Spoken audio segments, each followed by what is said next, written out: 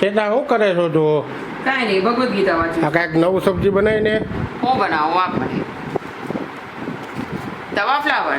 હા. હાલો ચાલો આપણે બનાવીએ. કેટલી વાર લાગશે? 10 મિનિટ્સમાં બની જશે, બહુ વાર નહીં લાગે. આ લંગડાથી કેમ હાલે? ખાલી ગાડી ધક્કો માર્યો મને. ગાય ધક્કો માર્યો તને? ગાડી ને કેવો હું ને મારા વર બે પડી ગયા.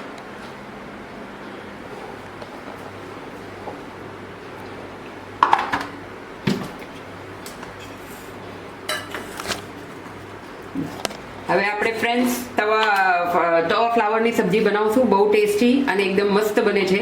રેસીપી આપણે ચાલુ કરશું કરીને. એના માટે અમે ફ્લાવર બારીક કટિંગ કરી લીધું છે, એક કાંદો લીધો છે, ટમેટો લીધો છે, દહીં લીધું છે અને આદુ મરચાં લસણ ક્રશ કરેલા છે અને બાકી બેસિક મસાલા છે જે આપણે આમાં નાખવાના છે કરીને, અને બાફેલા વટાણા છે કરીને. તો આપણે પહેલાં સ્ટાર્ટ કરશું. અહીંયા તવામાં તેલ તપવા મૂક્યું છે કરીને, ગરમ થાય ત્યાં સુધી આ દહીંમાં આપણે થોડાક મસાલા મિક્સ કરી લેવાના છે કરીને. તેમાં આપણે નાખશું મીઠું, હળદર, ધાણા જીરું, લાલ મરચું અને સેજ અમથું ગરમ મસાલો. આ આપણું ગ્રેવીનું મિક્સર થશે કરીને. હવે આ બધી વસ્તુઓ આપણે મિક્સ કરીને એને સાઈડ પર મૂકી દઈશું કરીને ફ્રેન્ડ્સ, અને પછી આગળ રેસીપીમાં વધશું.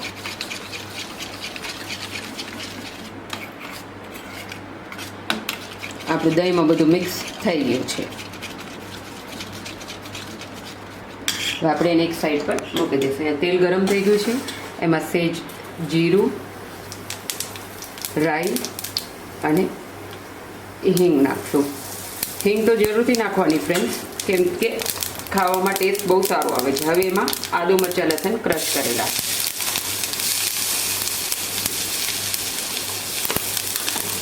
એને મિક્સ કરી દઈશું.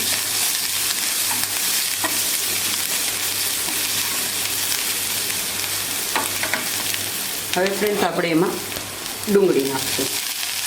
બધું મેં કટરમાં ક્રશ કરી લીધું છે, કેમ કે તવા સબ્જી છે એટલે પછી બધું થોડું ગ્રેવી જેવું થઈ જાય તો ટેસ્ટમાં ફાઇન લાગશે આપણને ખાવામાં.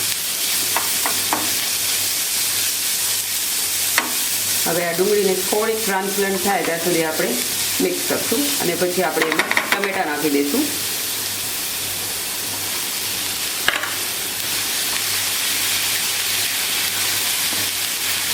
અને હવે ગ્રેવી થોડુંક પાકવા દઈશું ટમેટાને આપણે. બહુ ફટાફટ થઈ જતી સબ્જી છે, એને કાંઈ વાર નથી લાગતી અને બેસિક ઇન્ગ્રીડિયન્ટ્સથી રેડી થઈ જાય.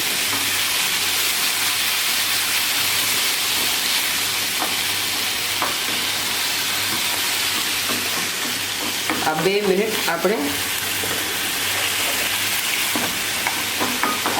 આપણે એને હવે ઢાંકીને કૂક કરશું કરીને તો સરસ મજાના આપણે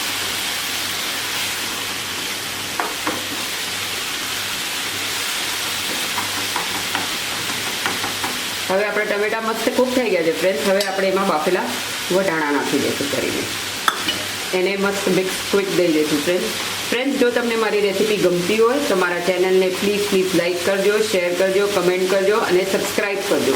અને તમને કોઈ હજી નવીન રેસીપી જાણવી હોય તો ડેફિનેટલી મને કમેન્ટ કરજો, તો હું તમને એ બી બનાવીને બતાવીશ કરીને. હવે આપણે આ વટાણા થઈ ગયા છે કરીને ફ્રેન્ડ્સ. હવે આપણે આ જે દહીંનું મિક્સર બનાવ્યું હતું એ આપણે એમાં એડ કરી દેવાનું છે કરીને.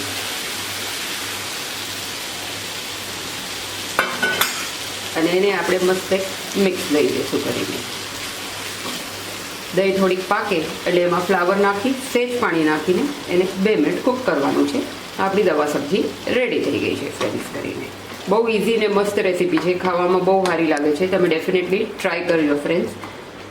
દહીં નાખો એટલે હલાવતા રહેવાનું કે દહીં આપણી ફાટી ન જાય કરીને, અને બધા હારે મિક્સ થઈ જાય મસ્ત રીતે. હવે આપણી આ દહીં મિક્સ થઈ ગઈ છે ફ્રેન્ડ્સ. હવે એમાં આ ક્રશ કરેલું ફ્લાવર નાખીશ કરીને.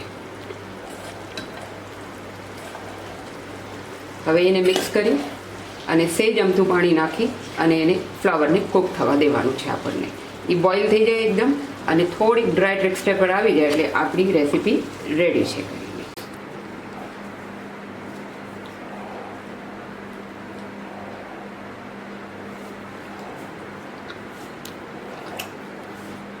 સુપર